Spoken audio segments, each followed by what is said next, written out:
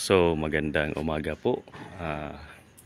Andito ako ngayon sa paaralan kung saan ako nagtatrabaho. Andito po yung biometric area namin. Iwan ko lang kung klaro ninyo. Basta yun, biometric area. Andito yung guard na gwapo.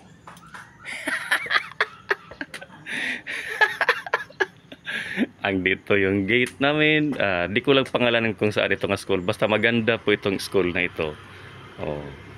May mabait na guard. Oh. So, maganda itong compound ng school namin. Kasama ang gwapo na guard.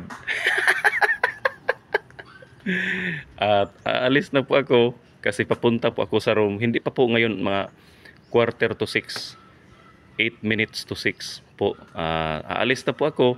Iiwan ko na lang ang gwapo na guard. So, alis na po ako. Punta na tayo dito. Dito ang dating kantin. Ginawa na lang dyan na dyan na lang magluluto. Tapos, dito naman siya i-display sa itong isang kantin. Ito talaga ang bagong kantin. Sarado pa siya. Dito nagluluto. Dito dati ang mga teachers kumakain. Pero ngayon, dito na sila. Kasi binago na. Mas maganda rin naman. Mas maayos din. Hindi pa nga lang siya naka-open kasi hindi pa nag 6 o'clock. So ito, principal's office.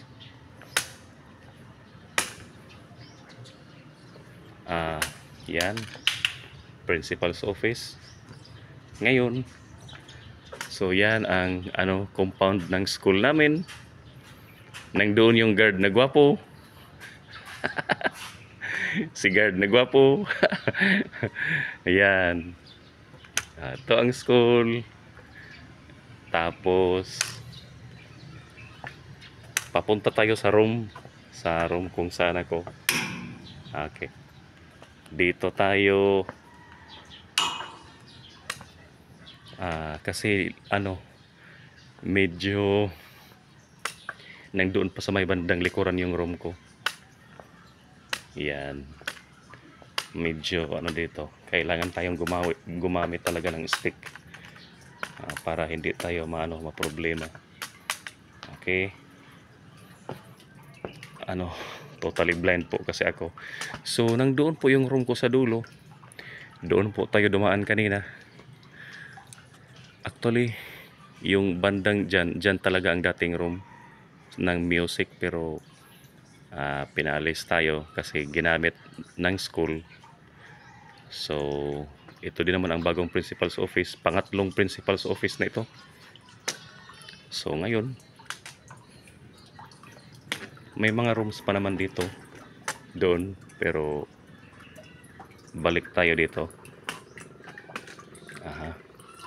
Dito talaga ako sa room kung saan talaga ako. Pasensya kung medyo yan. Ito na talaga ang room ko. At accessible kahit nang dito lang siya. At accessible naman siya doon sa sa kantin. May kanal nga lang dito ng konti. Yan. Ito ang back door ng kantin kung saan tayo dumaan kanina. Tapos yun lang ang room ko doon. Dito naman ay CR. Mayroong sink dyan. May faucet sa may bandang kanal. Yan.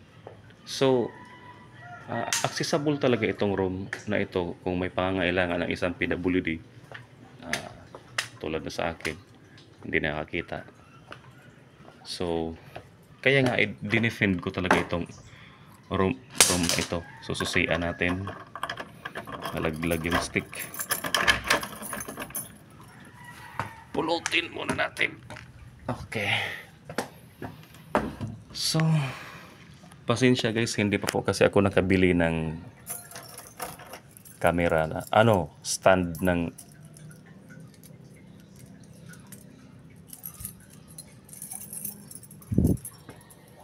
Hindi pa po ako itong hinahawakan ng phone. Teka muna. Ano muna natin to, ha? Ayan. So, pasok tayo sa loob. Lagay natin to dito. Pasensya ha. Hindi pa po kasi ako guys nakabili ng hawakan. Yung parang stand ng phone mismo. So, manual ko siya hinahawakan. Ito talaga ang loob ng room. Loob ng music room. Yan. To. Kulang po kami. Lights on. Kulang po kami ng instruments sa ngayon kasi actually wala halos instruments dito. Mayroong isang bass na medyo may sira na kunti ng doon pero nagagamit pa naman siya. Sana mayroong tulong na dumating kasi marami talaga ang problem ng school namin kaya mayroong mga financial challenges na kinakaharap ang school namin. So, nagsusolicit po ako ng instrument para dito sa music, guitar, bando. Kasi rondalya po ito, group of string instruments. Dito rin ang choir. Nagpa-practice. Medyo mainit nga siya minsan. Kailangan siya ng 2 or 3 stand fan. Yung nandyan, isa pa lang. Hanggang 4 pa nga siguro na stand fan kasi medyo mainit talaga lalo na umabot ng 30 to 40 students yun nandito. So balik tayo dito sa labas. Kaya ko na i-defend itong room na ito kasi may mga nagkaka-interest na naman talaga na mga teachers dito na gusto nilang kunin kasi maganda raw ang location talaga. Totoo nga naman. The problem is saan na naman nila ako ilalagay at sino ang magga-guide sa akin papunta sa mga medyo malayong part ng school na ito. So kaya i-defend ko itong room na ito kasi kaya ko mag-isa na walang mag-guide sa akin. Again, so hanggang dito lang po muna guys. This is yours truly. Please like, comment, share, and subscribe. And pasensya na ha, medyo minsan lang po tayo makapag-upload ng video. So hanggang dito lang po muna. Maraming salamat po. Again, this is the music room kung saan po ako nagtuturo ng choir at rondalya. Yan ang principal's office, ang back area ng principal's office, by the way. So maraming salamat po and thank you.